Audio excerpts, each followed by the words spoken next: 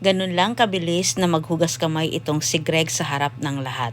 At ilang sa oras din na magkabukingan itong si Paulo at Thea, gagayahin ni Paulo ang kanyang ama. Hindi magagawa ni Paulo na aminin na parehos nilang ginusto ni Thea ang kanilang ginagawang panloloko ngayon.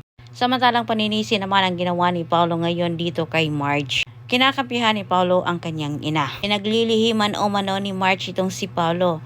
Inisip ni Paulo na kinonsinti ni Marge ang kanyang ina. Pinsan ni Marge, si Greg umano ang may gusto. Hindi sapat para kay Paulo ang mga paliwanag ni Marge at mas lalo pa itong napapasama sa kanyang paningin. Kailangan ipakita ni Paulo kay Marge na kontra siya sa ginawang panloloko ni Greg dito sa kanyang inang si Regina. Upang sa ganon ay mawala sa isip ni Marge na siya ay may ibang babae. Subalit sa kasamang palad ay hindi naman masagot ang derechahan ni Paulo ang derechang tanong ni Marge. Tunayin namin ni Marge ang kanyang nararamdaman na bumalik na ito si Paulo sa dating bisyo. Kinumpronta ni Paulo itong si Greg.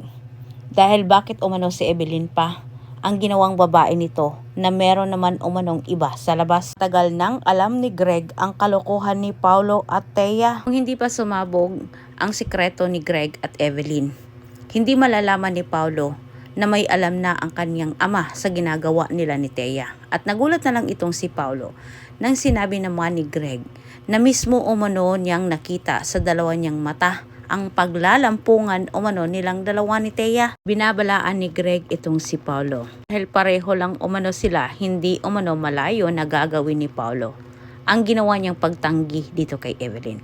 Yan po ay ang tabayanan niyo ang susunod kong update. Daghang salamat sa pagtanaw ug ayaw kalimot sa pag-subscribe.